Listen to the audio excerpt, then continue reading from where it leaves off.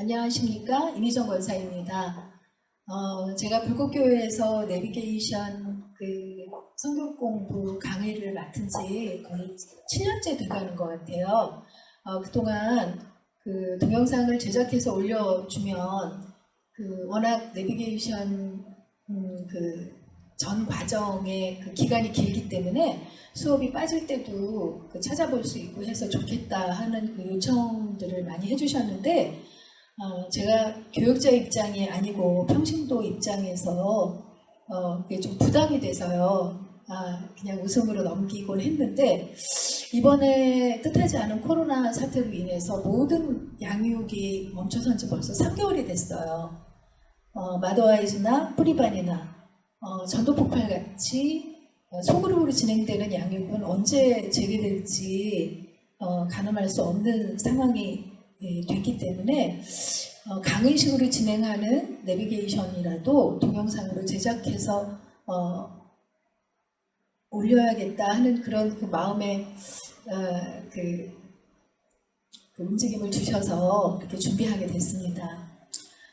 제가 평신도 입장에서 강의를 하기 때문에 조금 더 여러분이 알아듣기 쉽게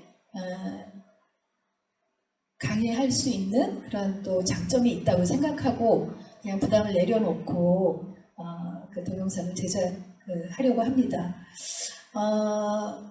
오늘 첫 강의는 구약 맥잡기 강의라는 것인데요. 제가 구약을 시작할 때 한번, 또 신약을 시작할 때 한번 이렇게 전체적인 성경의 맥잡기를 강의를 시작하고 한 장 한 장 설명하면서 읽어가는 그런 과정으로 수업을 진행하고 있어요. 우리가 성경을 마음 먹고 읽어봐야겠다 할 때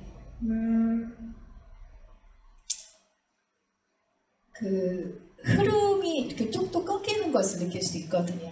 소설책이나 드라마처럼 하나의 스토리로 쭉 연결되는 것이 아니라 성경이 역사서, 시가서, 예언서 이렇게 구조별로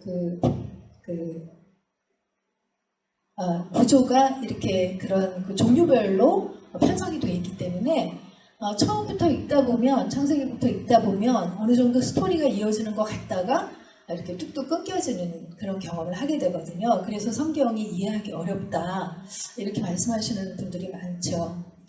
그래서 이해실 사모님이라는 분이 성경이 읽어지네 라는 책에서 성경도 하나의 스토리로 재편성을 해서 읽어야 이해하기 쉽다. 그래서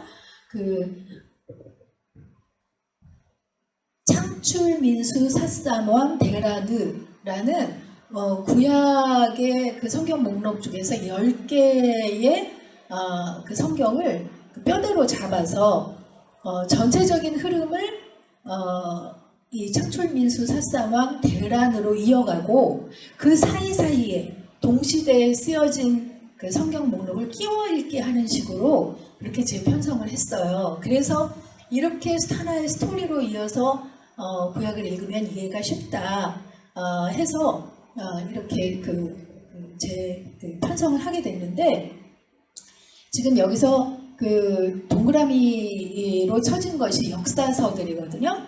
구약이 전부 39권으로 되어 있잖아요. 근데 그 중에서 14권이 역사서예요. 지금 시간의 흐름으로 큰 뼈대를 이루고 있는 역사서 목록이 10개고, 멈춰진 상태에서 쓰여진 것이 레위기, 신명기, 룻기, 에스더 해서 이 4권을 끼워 읽기 해서 전체적으로 역사서가 14권으로 되어 있어요.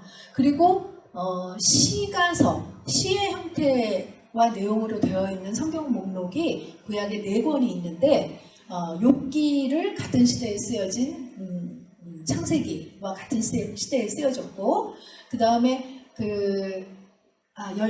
시가서가 5권이군요. 사무엘 상하와 같은 시대에 쓰여진 것을 시편을 우리가 읽게 되고요. 그 다음에 열왕기 상에서 솔로몬이 쓴 잠언 전도서, 아가서 이렇게 또 3편의 시편을 그 시가서를 여기서 끼워 읽게 돼요. 그래서 전체 시가서 5권을 이제 그 같은 그 시대의 역사서를 진행하면서 읽다가 그 시대에 끼워서 읽게 되고요. 그 다음에 그 열왕기 하에 가면 이제 예언자들이 등장하게 돼요. 그래서 그 열왕기 상하에 12권의 예언서를 끼워 읽게 되죠. 이사야, 에레미야, 우리가 잘 아는 에스겔, 다니엘 등의 대예언서를 비롯해서 소예언서까지 열왕기 상하를 읽을 때 우리가 보통 그 구약을 읽을 때 역사서 스토리가 다 끝난 다음에 시가서를 읽다가 그래도 시가서는 읽기 쉬우니까 또 읽어가다가 예언서 부분이 오면 특히 어렵다고 느끼거든요. 이게 어떤 배경으로 쓰여진 건지 이해하기가 어렵기 때문에 저희가 그 부분에서 이렇게 성경 읽다가 막히는 경우가 많은데 그 이해실 사모님이 그 열왕기 상하 때 여러 그 왕들의 목록 중에서 그 시대에 쓰여진 예언서를 이렇게 끌어다가 열왕기 상하를 읽다가 그때 그 예언서를 끼워서 읽으면서 넘어가게 되니까 어떤 배경에서 그 예언서가 쓰여졌는지를 이해하면서 읽게 돼서 훨씬 이렇게 흐름을 잡기가 좋은 것 같아요. 그래서 열왕기 상하에서 12권의 예언서를 쓰고 여기 창출민수 사삼 왕에서 줄이 바뀐 거는 이제 열왕기 하에서 남유다가 바벨론에 멸망하게 되고 그 포로로 끌려갔다가 70년의 세월을 지나고 이제 포로 생활을 마치고 다시 예루살렘으로 돌아오게 되잖아요. 그래서 포로 귀환 이후의 시대에 쓰여진 역사서가 역대 상하, 에스라, 느헤미야인데 그때 쓰여진 그 시대에 쓰여진 예언서 다니엘, 에스겔 그리고 또 포로 귀환 시대에 성전을 재건축하면서 쓰여진 학개, 스가랴 그리고 느헤미야 시다 맨 마지막 예언서인 말라기까지 해서 17권의 예언서가 구약에 편성이 되어 있습니다. 그렇게 해서 39권의 그 성경 목록을 그 구약이 가지고 있는데 이제 그 구약 맺잡기 강의에서 창세기부터 그 흐름을 한번 쭉 잡아서 설명을 하도록 하겠습니다. 우리가 구약을 읽다 보면 창세기, 출애굽기, 레위기, 민수기, 신명기 이렇게 그 처음에 나오는 5권을 모세오경이라고 하죠. 이 모세오경은 그 모세가 쓴 5개의 성경 목록으로서 율법이 만들어지는 그런 과정을 기록해 놓은 그런 성경 목록으로 알려져 있습니다. 그 제일 먼저 나오는 그 창세기는 전부 50권으로 되어 있잖아요. 근데 50장으로 되어 있죠. 근데 50장으로 되어 있는데 전체적으로는 두 부분으로 내용을 구분을 할 때 두 부분으로 나눌 수 있어요. 창세기 1장부터 11장까지를 창조 시대로 나눌 수 있고 12장부터 마지막 50장까지를 족장 시대로 구분할 수 있습니다. 창세기 1장부터 11장이 창조 시대라고 했는데요. 하나님께서 이 세상을 만드신 그 과정, 그 창조의 과정과 인간이 타락한 과정의 이야기, 그리고 노아의 홍수 시대의 이야기, 또 바벨탑의 이야기 이렇게 크게 4개의 그 큰 주제를 담고 있는 것이 창세기 1장부터 11장까지의 창조시대의 이야기예요.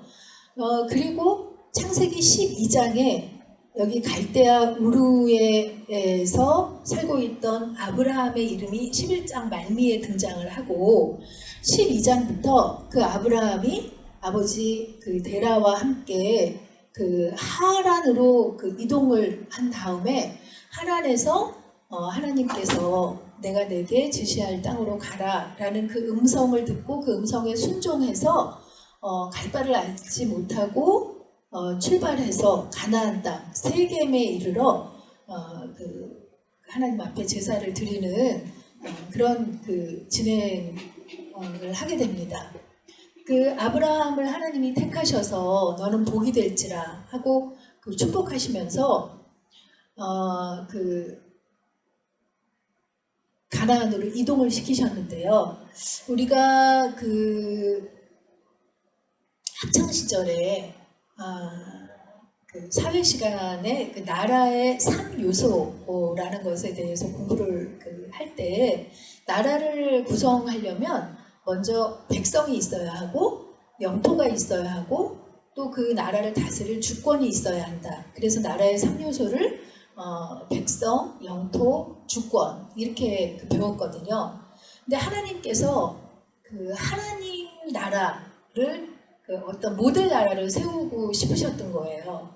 그래서 그 먼저 그 백성을 세워야 하는데 하나님의 전적인 주권으로 아브라함이라는 사람을 택하여서 그의 후손으로 하나님 나라의 백성을 삼겠다라고 계획을 하신 거죠. 그래서 아브라함이 갈대아 우르에서 하란으로 갔다가 거기에서 가나안으로 이동을 하게 되는데 바로 이 가나안 땅이 그 하나님 나라에서 영토로 하나님이 허락하신 그 땅이 바로 이 가나안 땅입니다. 후에 이스라엘을 이루게 되는 그 땅이죠. 그래서 아브라함이 그 하란에서 가나안 땅으로 와서 그 가뭄을 기근을 겪으면서 애굽으로 갔다가 다시 올라왔다가 하면서 그 100세의 아들 이삭을 얻기까지 그가 믿음의 조상으로서 굉장히 처음엔 나약한 그런 그 모습을 보였지만 점점 그 하나님과의 교제 가운데 순종하며 하나님을 신뢰하는 그런 믿음의 조상으로 성장해가는 그런 모습을 우리가 창세기에서 볼 수 있어요. 그래서 아브라함이 그 다음에 이삭을 낳았잖아요. 이삭은 하나님이 명령하신 대로 가나안 땅에 머물면서 순종의 삶을 살게 되는데 그 이삭이 에서와 야곱 그 쌍둥이를 낳게 되죠.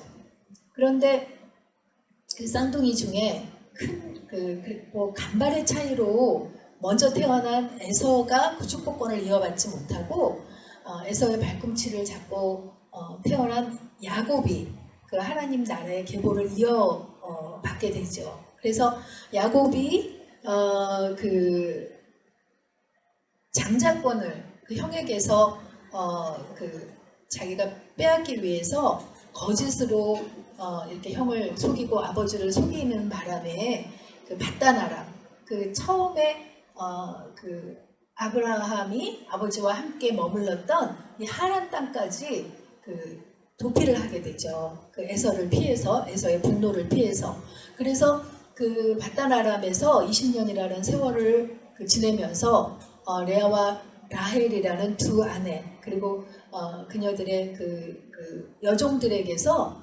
12아들과 딸 하나를 얻어서 이제 20년 후에 다시 가나안 땅으로 돌아오게 됩니다. 그래서 돌아온 후에 그 가나안 땅에 정착하면서 그 12아들과 생활을 하게 되는데 11번째 아들인 요셉을 특별히 사랑했죠. 그 야곱이 사랑했던 라헬의 소생이기 때문에 그 라헬은 이렇게 그 다시 가나안으로 돌아오는 도중에 죽게 되잖아요. 그래서 그 남게 된 그 요셉과 베냐민을 사랑했는데 그 요셉이 그 형들의 시기로 말미암아서 이렇게 애굽으로 팔려가게 되죠.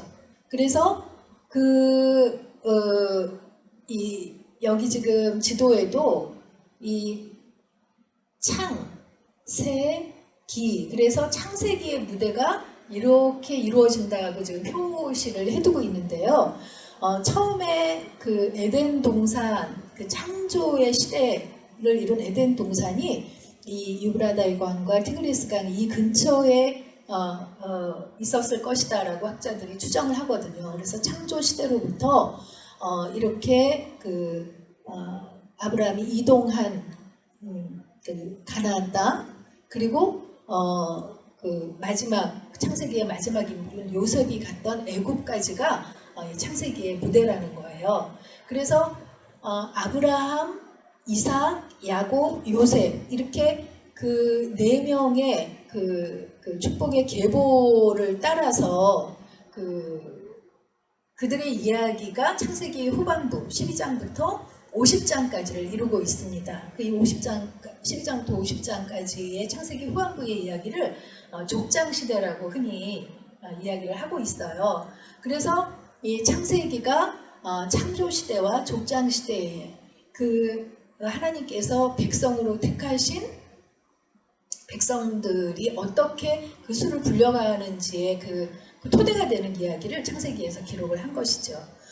창세기 50장이 요셉 이야기로 끝나고 나서 이어지는 출애굽기와의 간격은 한 400여 년 이상이 공백기가 있습니다. 창세기에서 출애굽기로 넘어가는 그 한 장 사이에 400여 년이라는 공백이 있는 것처럼 구약과 신약으로 넘어가는 그 사이도 400여 년이라는 공백이 있죠.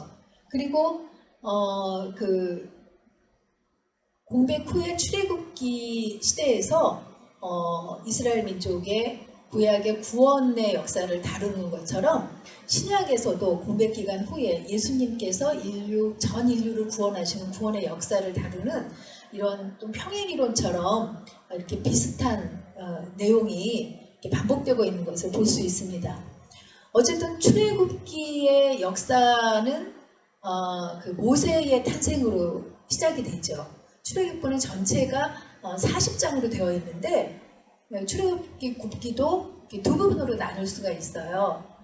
1장부터 19장 1절까지는 모세가 태어나고 또 그가 그 애굽의 왕자로 들어갔다가 그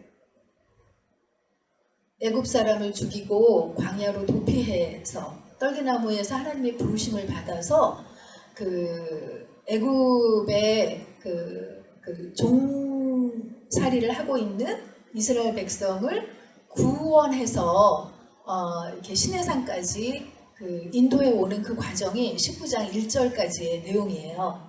그리고 19장 1절부터 40장까지는 시내산에서 벌어진 내용을 기록하고 있습니다. 그 출애굽기의 그 시작이 모세의 탄생으로 시작을 했다고 했는데요.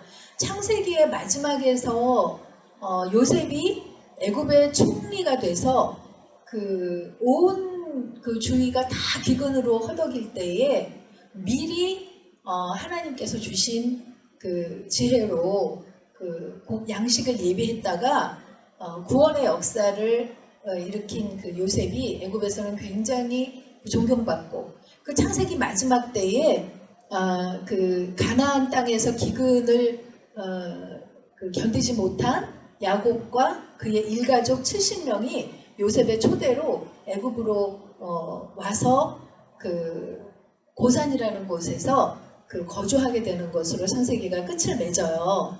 그런데 400년의 공백 기간이 지나고 출애굽기가 시작하면서 나중에 인구조사를 한 것을 미리 이렇게 앞당겨서 보면 그 70여 명이 내려온 그 이스라엘 그 백성이 400여 년 동안에 200만 명가량, 혹자는 200에서 250만, 300만 명까지도 보는 그런 분들도 있어요. 그렇게 인구수가 증가합니다. 그러니까 하나님께서 하나님 나라를 세우실 때 백성을 늘려가는 과정의 창세기라고 했는데 출애굽기까지의 그 공백 기간에 이미 그 백성이 그렇게 큰 수로 불어난 것을 볼 수 있어요.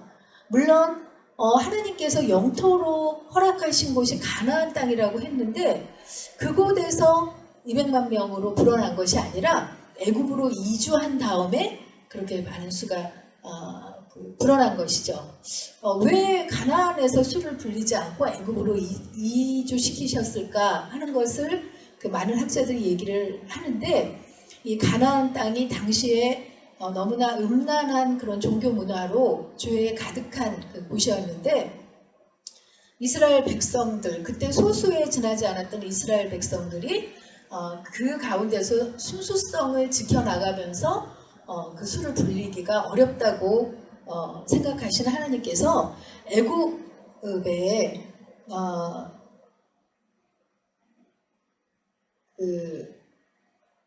이주를 시키셔서 고산이라는 곳에 유목을 하는 이스라엘 백성들을 이렇게 애굽 사람들이 이렇게 꺼려하기 때문에 고산이라는 곳에 이렇게 독립돼 가지고 안전하게 그곳을 불려갈 수 있는 기간을 주셨다는 것이죠.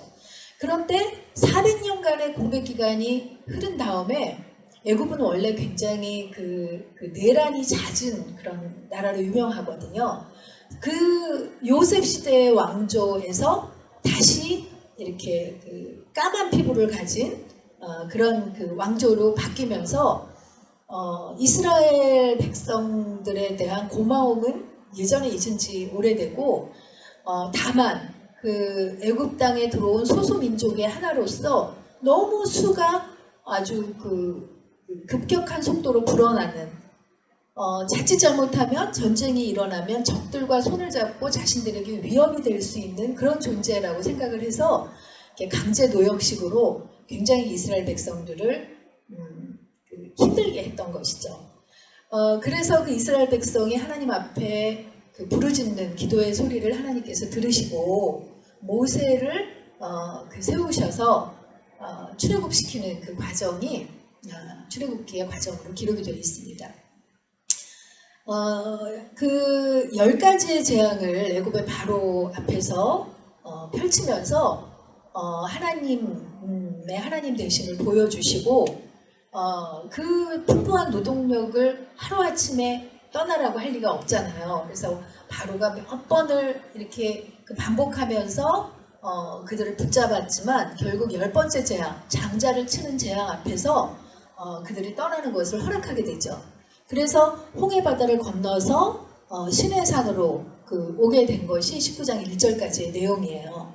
그리고 19장 2절부터 40장까지 시내산에서 있었던 일을 기록을 했다고 했는데 시내산에서는 크게 2가지 일을 행한 것을 볼 수 있습니다.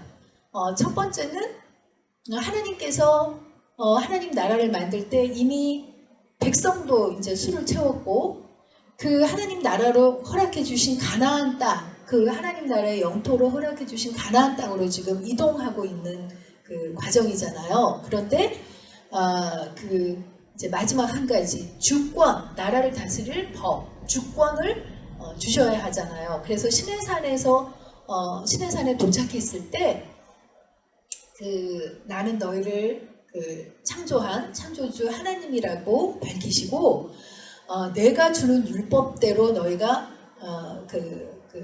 순종하고 율법을 따라 산다면 생명과 복을 줄 것이고 그렇지 않고 불순종하고 율법을 떠나 산다면 화와 저주가 기다리고 있을 것이라고 하나님께서 선포를 하세요. 그럴 때 이스라엘 백성들이 우리가 하나님의 율법을 따르고 살겠다고 해서 율법 하나님의 주권을 인정하는 하나님께서 율법을 주시는 일이 시내산에서 제일 먼저 이루어지게 됩니다.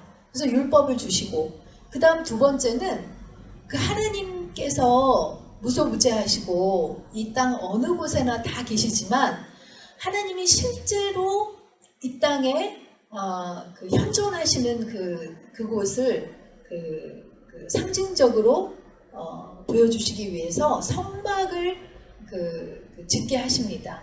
하나님께서 직접 모세를 불러서 설계도를 허락하고 주고 설계도대로 성막을 짓게 하시고 성막의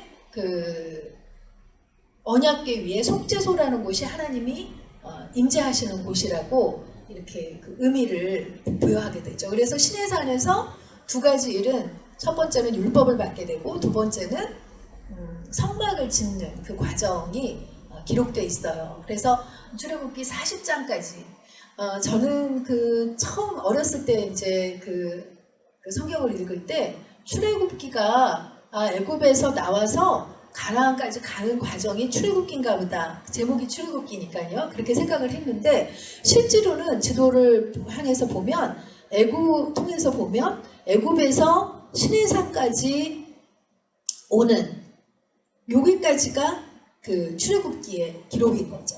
그리고 여기서 다시 출발해서 가나안 땅으로 가는 과정이 민수기의 과정이 되는 거예요. 그래서 그 출애굽기에서 그 애굽에서 이제 그 나와서 시내산에 그 머물면서 이제 성막을 다 완성하고 한 1년여가 된 그 시간이 흐른 다음에 하나님께서 이제 출애굽기 다음에 민수기를 보면 이제 구름 기둥과 불 기둥을 통해서 이 이스라엘 그 민족을 인도하시는데 그 구름 기둥과 불 기둥이 움직이면 이스라엘 민족도 움직이고 멈추면 진행하는 것을 멈추고 성막을 제일 먼저 이렇게 설치한 다음에 그 주변으로 그 12지파가 진을 치고 머무르다가 다시 구름 기둥, 불 기둥이 움직이면 이동하는 그런 그 형식으로 진행하도록 허락을 하시거든요. 그래서 진행할 때의 이동 순서라든가 또 진이 머무를 때의 진을 치는 그런 그 배치도까지 하나님께서 질서의 하나님이신 그 하나님께서 일일이 아주 그 자세하게 그 자상하게 설명해 주고 계시는 것을 볼 수 있어요. 그래서 1년여 지난 다음에 이 시내산에서 출발해서 가나안 땅을 향해서 가게 되는데 민수기라는 이 이름에서 볼 수 있듯이 백성 민자에 수수 기록할 기자잖아요. 그래서 백성의 수를 기록한 거라는 거예요. 그래서 그 시내산을 출발하는 그 시점에서 인구조사를 하게 되거든요.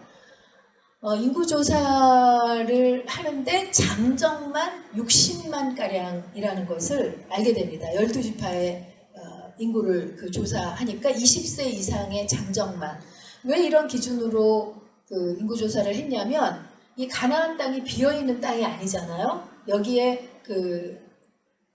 터잡고 있는 가나안 족속이 너무나 죄악된 모습으로 살기 때문에 하나님께서 이 땅을 정복하고 이 땅에 살고 있는 가나안 족속을 진멸하라고 하시는데 이제는 그 정복 전쟁을 하기 위한 군사로서 조직을 하고 가야 되잖아요. 그래서 20세 이상의 장정의 수를 세웠더니 60만 명 이상이라는 거예요. 그래서 아녀자들이라든가 이런 숫자를 다 헤아려 볼 때 250에서 300만이 되지 않을까 이렇게 이제 추정을 하는 것이죠. 그래서 인구조사를 하고 이제 출발을 해서 가게 되는데 원래 여러분 애굽에서 여기 가나안으로 이렇게 빠른 코스로 가게 되면 11일 만에 갈 수 있는 길이라고 신명기 1장에 기록이 되어 있어요. 그런데 하나님께서 그 빠른 길로 가게 안 하시고 왜냐하면 가면서 하나도 준비가 안 된 오합지졸의 그 노예 근성을 가지고 있던 이스라엘 백성이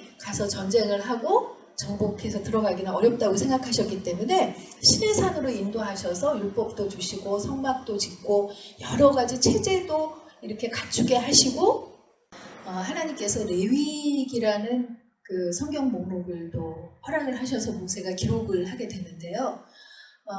이 가나안 땅에 들어가고 나서 하나님과의 관계를 가장 하나님과의 관계를 이스라엘 백성들이 잘 맺어가는데 가장 중요한 것이 제사잖아요. 예배잖아요. 그래서 제사를 어떻게 드리는지를 또 자세하게 설명해주고 또 그 가나안 땅에 들어가서 어떤 음식은 먹고 어떤 식품은 먹지 말아야 하는지 또 그런 그 가정을 이룰 때 어떤 윤리적인 것이라든가 사회생활을 할 때 기본적인 어떤 룰 같은 거 그런 자세한 규례와 법도들을 알려준 레위기도 여기 시내산에 머무를 때 허락해 주셨어요. 그래서 우리가 출애굽기를 읽을 때 레위기를 끼워 읽는다고 그렇게 돼 있죠. 그렇게 이제 그런 준비를 하게 하신 다음에 가나안으로 다시 이동을 하게 되는데 이렇게 시내산으로 와서 1년여 시간이 지난 다음에 가나안으로 간다고 해도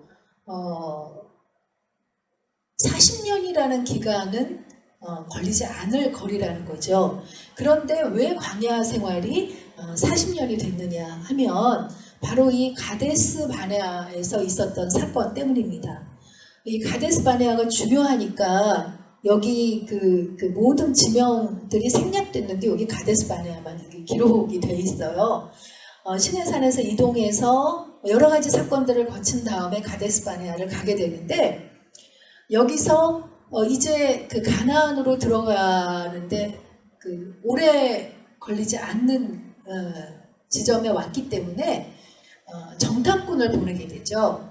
이제 전쟁을 하기 전에 적을 알고 나를 알아야 이 전쟁에서 승리할 그 승산이 있기 때문에 이제 정탐꾼을 보내게 되는데 12지파에서 한 사람씩 대표를 뽑아서 이 그 가나안 지방을 샅샅이 살펴보고 와서 이제 이스라엘 백성들한테 보고를 하게 된 거죠.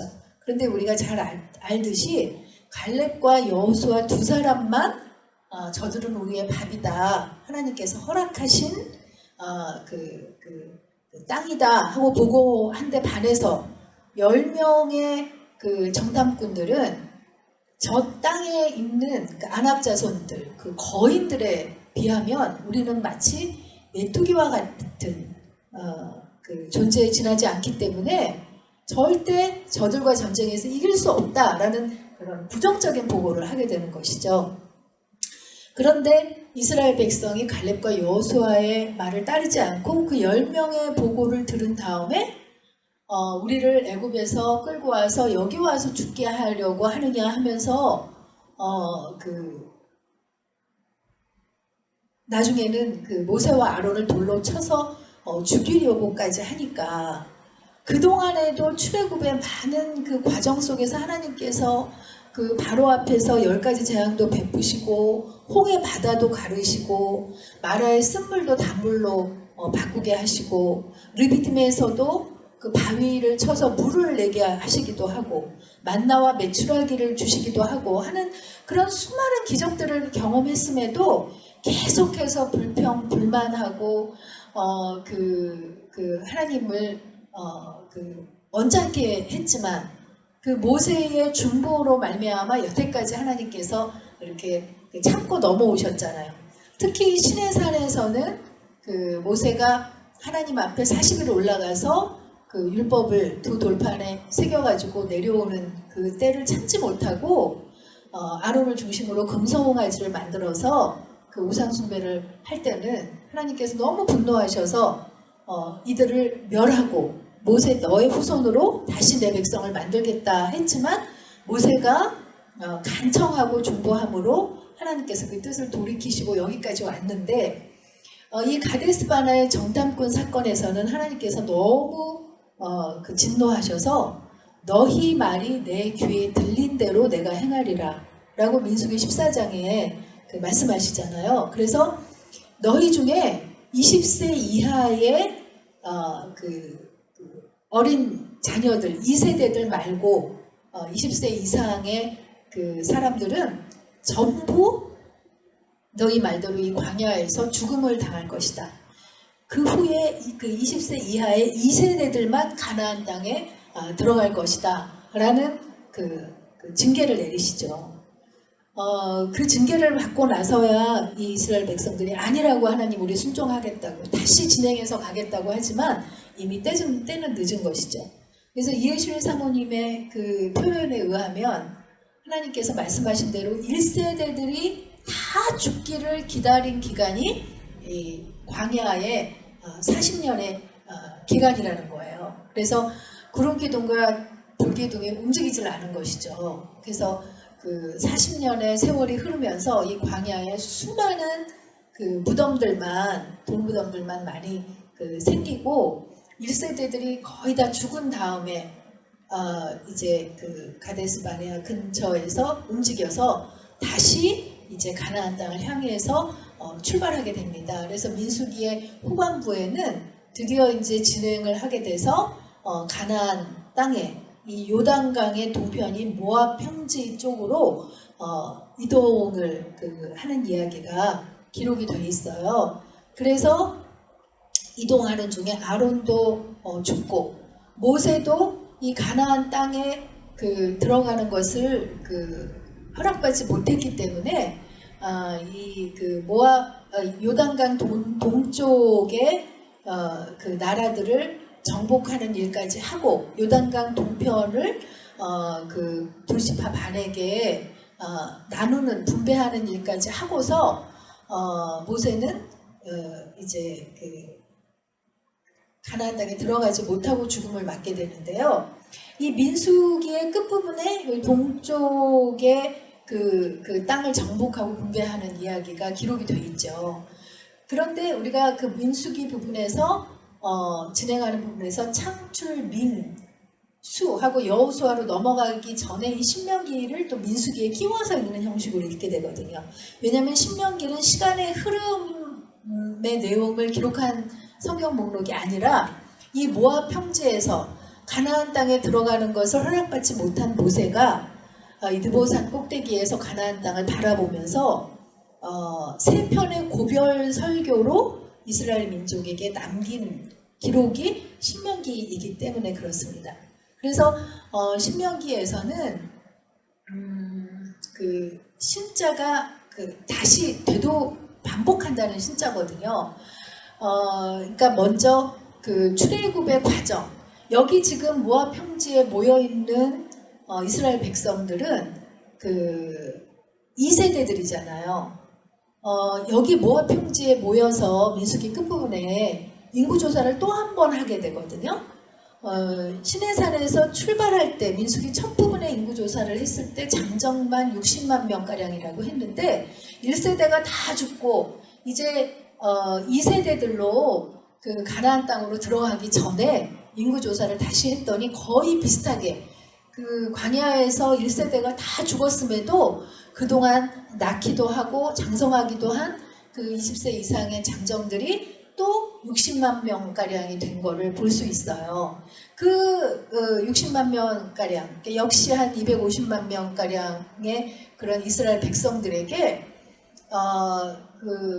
출애굽의 과정, 이게 너무 어려서 아니면 아직 안 태어나서 이 출애굽의 과정을 모르는 1세대들이 2세대들이 있을 거잖아요. 그러니까 출애굽의 이렇게 어떻게 우리가 여기까지 왔다는 과정에 대해서 설명을 해주고, 그 다음에는 나는 이 땅에 못 들어가지만 너희 2세대들이 이 땅에 들어가서 하나님이 예비하신 복을 마음껏 누리고 살았으면 좋겠다 하는 것이 모세의 진정성 있는 그런 고백인데, 너희들이 이 땅에 들어가서 하나님이 예비하신 생명과 복을 누리면서 살려면 방법은 단 한 가지, 하나님이 주신 율법을 잘 지키고 살아라 라는 것을 강조하고 반복해서 얘기하는 것이 신명기입니다. 세 편의 고별 설교를 통해서 그 주제를 계속해서 강조하고 있어요. 이제 혹자들은 그렇게 얘기하거든요. 하나님은 사랑의 하나님이시라고 하는데, 이 가나안 땅의 7족속, 원래 이 땅을 차지하고 있던 7족속을 진멸하고 이 땅을 차지하라고 하시는데, 사랑의 하나님이 왜 이렇게 무자비하게 그 땅의 원주민들을 진멸하고 차지하라고 하시나라고 얘기하시는 분들이 있는데, 이 땅에 살고 있는 가나안 족속들이 아까도 잠깐 말씀드렸지만 굉장히 음란한 종교 문화를 가지고 있었어요. 그래서 퇴폐적이고 음란한 그들의 죄가 하늘을 찌를 정도였다고 하거든요. 창세기의 아브라함 시대 때 하나님께서 그 아브라함과 너로 말미암아 너의 후손을 하늘의 별과 같이 그 땅의 모래와 같이 많게 할 것이다 라는 그 약속을 하시면서, 너희의 후손들이 애굽으로 내려갔다가 400여 년 후에 올라와서 이 땅을 차지하게 될 텐데, 그때에 이 아모리인들의 죄악이 가득 찰 것이기 때문에 이 땅을 다시 차지하게 될 것이다 라는 이야기를 이미 해주신 것이 창세기에 기록이 되어 있거든요. 그것처럼 이 그 가나안 땅에 살고 있던 가나안인들이 너무나 그 음란하고 퇴폐적인 그들의 그 죄악상 때문에 그들을 심판하지 않을 수 없는, 하나님께서는 우리가 무엇인가를 잘못할 때 그때그때마다 벌하시지 않으시잖아요. 참고 기다려 주시다가 어떤 임계점이 달했을 때에 이렇게 진노하시는 것을 볼 수 있는데, 그 가나안 땅에 살고 있는 원주민들에 대한 그런 심판의 시기에 이스라엘 백성들을 애굽에서 출애굽시켜서 이 땅을 심판하면서 정복하게 하신다는 것을 알 수 있거든요. 그래서 모세가 이 세대들에게 너무 그 걱정스러운 마음으로, 너희가 저기에 들어가면 반드시 하나님의 말씀하신 대로 가나안 족속들을 진멸하고 그들을 남겨서 그들과 혼합하고 그들의 문화에 젖어서 하나님 앞에 죄짓지 말고 하나님의 구별된 백성으로서 거룩하게 하나님의 그 율법을 지키면서 살아야 그 하나님이 주시는 복을 누리면서 살 수 있다라는 것을 간곡하게 그 신명기에서 이야기하고 있는 것입니다. 그래서 그 창출민 여기까지 해서 그 모세오경, 레위기, 신명기를 끼워 읽으면서 모세오경을 마치게 되는 거죠.